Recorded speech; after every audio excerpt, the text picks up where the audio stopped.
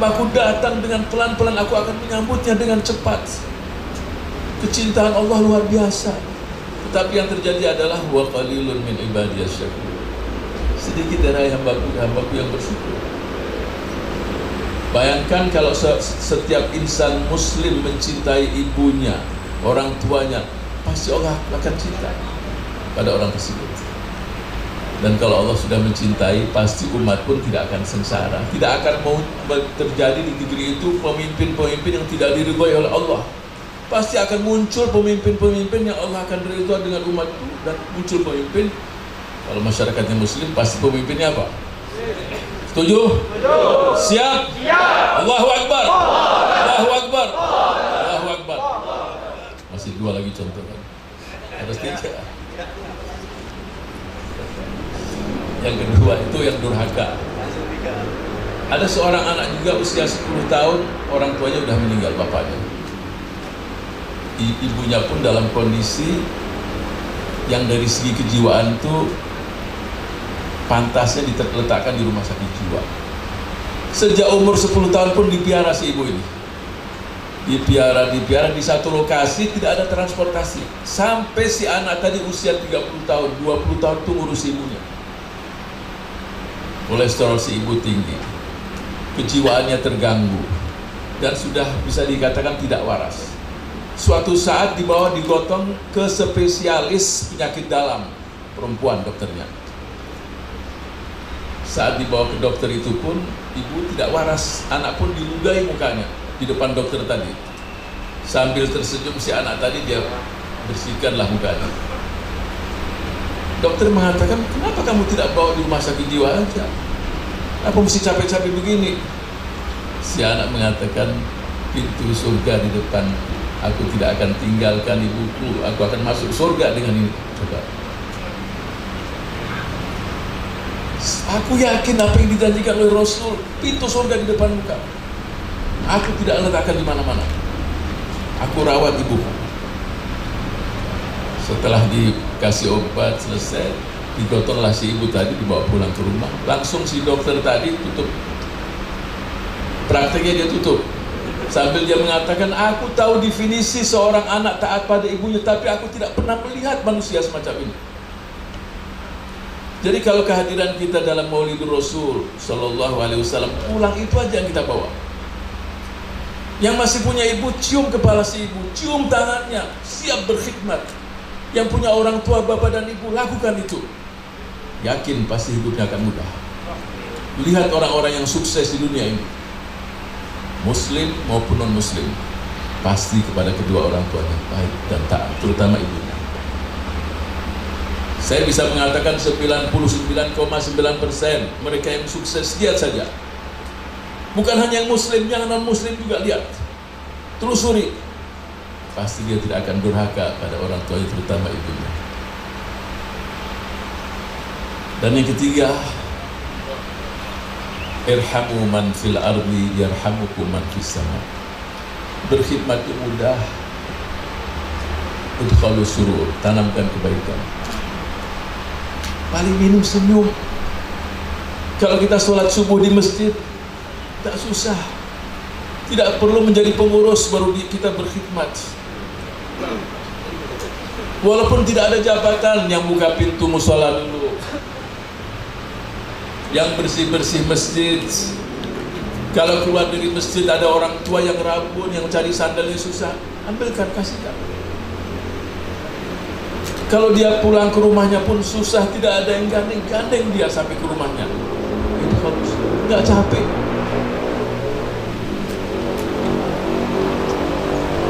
Suatu pagi ketika Rasul bersama sahabat-sahabatnya, Rasul bertanya, wahai sahabat-sahabatku, siapa di antara kalian yang hari ini puasa sunnah?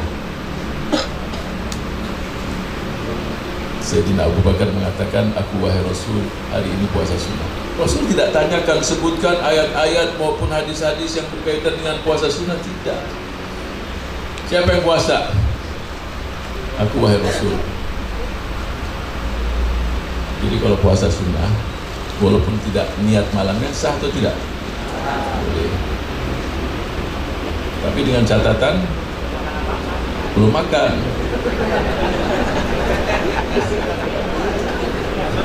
Jangan pagi cari sarapan gak ada, gak dapet.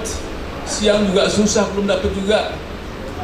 Sampai asar belum dapat, sudah mau terbenam matahari. Aku hari ini puasa sunnah, nggak sah itu.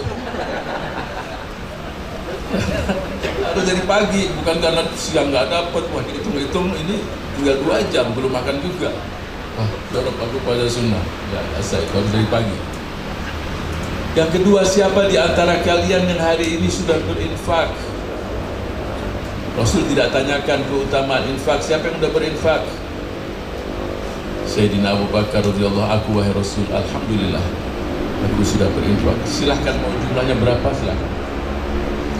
Pertanyaan ketiga, siapa di antara kalian yang hari ini sudah mengunjungi si fulan yang sakit? Sayyidina Abu Bakar, aku wahai Rasul, alhamdulillah si fulan sudah ada aku kunjungi. Masih pagi. Kemudian Rasul bersabda, tidak terkumpul 3 sifat tadi pada diri seorang mukmin kecuali dia orang surga. Orang surga. Jadi berkhidmat mudah sekali, asal kita mau melakukannya. Tidak sulit, asal kita siap untuk melaksanakan. Ada satu peristiwa ini terjadi di daerah yang sangat panas.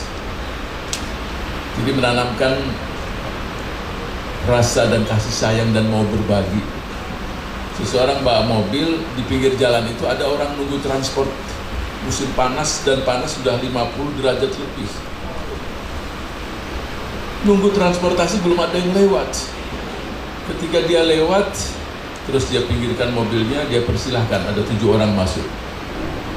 Kelihatannya dari Filipina atau beberapa negara. Bawa masuk, diantar ke rumahnya. Kemudian dia siapkan makanan, dia berikan minuman, dia berikan. Ini mereka, kenapa kamu lakukan ini? Mereka rupanya agamanya berbeda. Dia bilang, dia perasaan kasih sayang saja. Dia bilang, saya melihat kalian dalam kondisi yang panas, yang susah. Saya tidak sampai hati. Saya bayangkan kalau saya di situ bagaimana kondisinya.